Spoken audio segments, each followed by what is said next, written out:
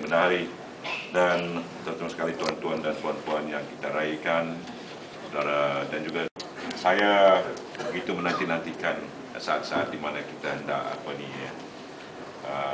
meresmikan ataupun melancarkan koperasi Kemanis Bersatu Sabah berhad ini.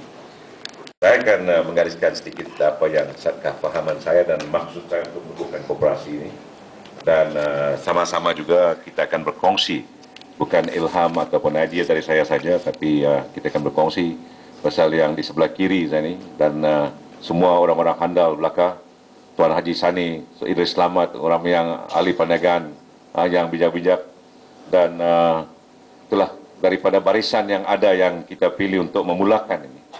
Saya percaya di Kemanis ini, kalau dengan adanya kepimpinan yang sebelah kiri ini dan keahlian yang ada sebelah kanan ini, insya Allah saya ingat dengan ridha Allah kita akan berjaya. Tapi yang penting itu mestilah, saya kata, amanah. Seberapa bijak pun seseorang itu, kalau tidak amanah, kalau kita dengan niat kita yang salah, maka gunung pun boleh runtuh, gunung pun boleh belang-belang rata kalau sekiranya tiap-tiap hari, biarpun peluang-peluang yang diberikan pada koperasi kita ini. Dan matlamat ini saya terangkan, apabila beberapa orang di kawasan kita ini telah pun memohon projek yang sama pada saya, dan ini selaku wakil rakyat ini agak orang kata saya dalam keadaan yang serba salah. Misalnya, ini saya bagi contoh lah, misalnya ada di antara, ini cuma misal ya, saudara Junaidi minta, sudah tahu satu lagi saudara Ibrahim pun minta projek yang sama, meminta rekomendasi projek yang sama, jadi saya terpaksa siapa yang harus saya bagi. Dan kadang-kala prinsip saya dulu, saya katakan siapa yang dulu itu yang kita bagi. Tapi kadang-kadang yang dulu itu sudah saya juga memberi kemudahan yang lalu kan. Jadi ini menimbulkan kesulitan, dan ada di antara orang-orang kita kecil hati dengan saya. Kecil hati, dia berkata bos ini pilih-pilih kasih. Sedangkan sama saya sebagai pemimpin, kalau semua rakyat di kawasan kita ini senang, itu adalah matlamat saya, dan saya doakan selalu sebelum keluar daripada rumah, bahawa setiap perjalanan saya keluar daripada rumah haruslah memberi kegembiraan dan manfaat pada orang-orang yang saya berjumpa, dan juga diri saya sendiri. Dan oleh itu, saya tahu bahawa satu cara yang baik ialah menubuhkan koperasi. Menubuhkan koperasi supaya kalau saya tidak boleh bagi pada seseorang itu, dan maka saya bagikan kepada koperasi. Kita usahakan melalui koperasi. Tapi ini bukan bermakna bahawa semua perniagaan itu dijalankan oleh koperasi. Tuan-tuan dan puan-puan boleh teruskan juga perniagaan yang ada sekarang.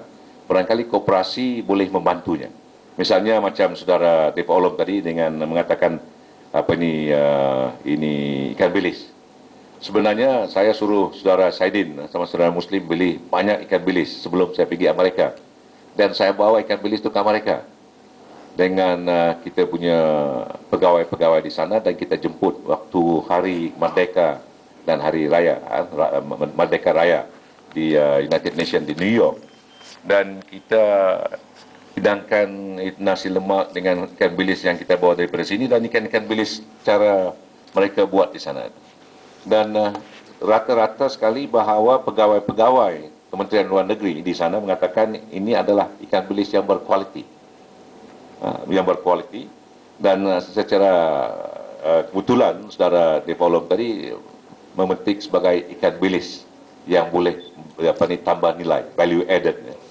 Dan ini satu cabaran yang hendak saya kemukakan pada pengurusan. Pengurusan bahawa menubuhkan koperasi ini bukan detik penubuhan dia saja penting, tapi perjalanan koperasi itu sepanjang masa dan pengurusan koperasi itu yang lebih penting. Dan itu yang saya katakan tadi, oleh kerana ada projek-projek yang boleh kita laksanakan melalui koperasi. Melalui koperasi dan tidak bercanggah dengan projek-projek ataupun ini usaha-usaha pribadi, tetapi boleh menambah nilai, boleh membantu kita, dan yang penting sekali bahawa boleh orang kata meningkatkan pendapatan kita daripada keharian. Dan awal juga Ustaz yang bakal haji ni.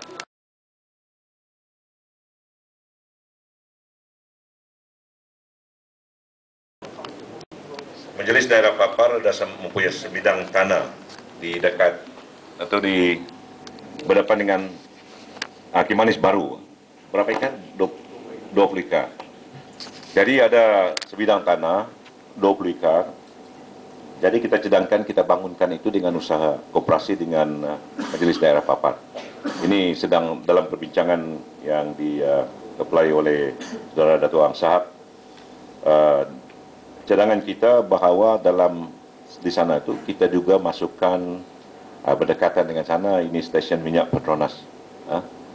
Stesen minyak Petronas, kedai 2 tingkat, dan kemungkinan kita juga tengok lihat kalau bajet 2 star hotel, bajet hotel 2 star, dan rumah teres dan rumah berkembar.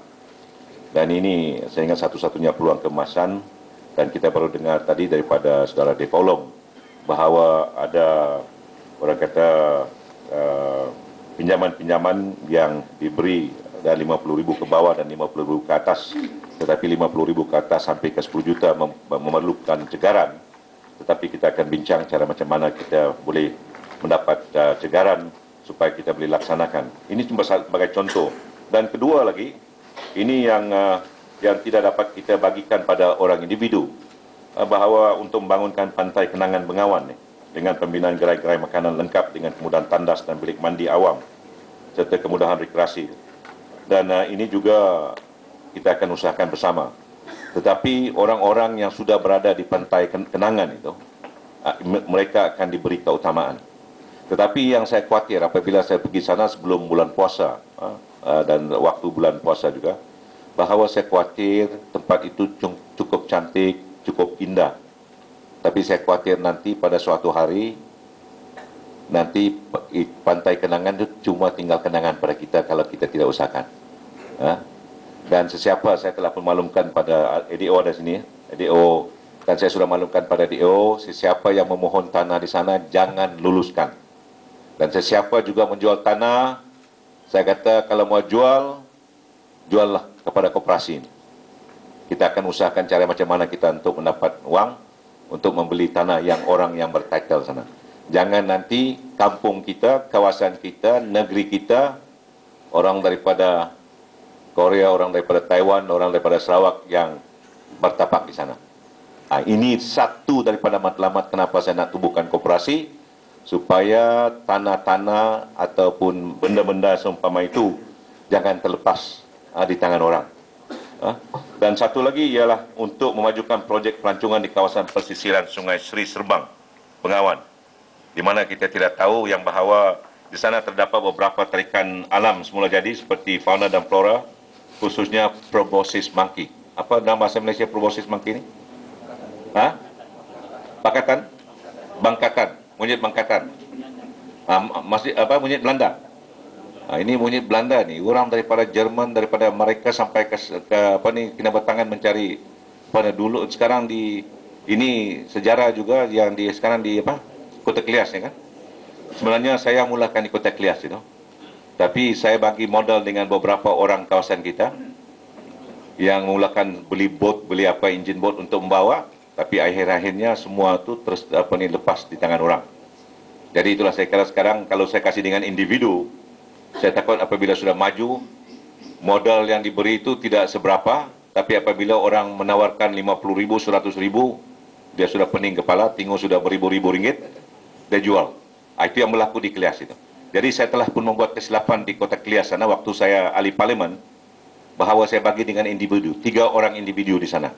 Saya bagi bot, bagi enjin bot, dan saya dirikan, ini orang kata sulap-sulap untuk apa semua.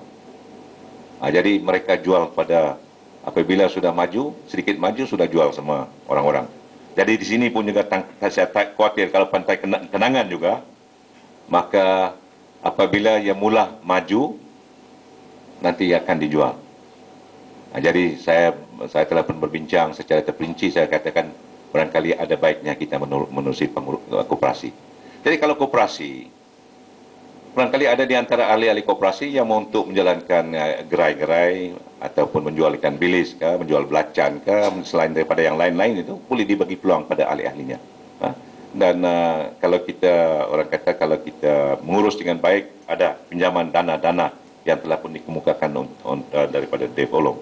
Tapi jangan kadangkala kita kalau apabila bilang pinjaman 50,000 ke bawah tidak ada cegaran, sudah Dave, tidak ada cegaran. Jadi orang sudah melihat 50,000 ringgit. Dia anda melihat macam mana untuk menguruskan yang 50,000. Jadi kita kena tukar orang kata mindset kita, pemikiran kita.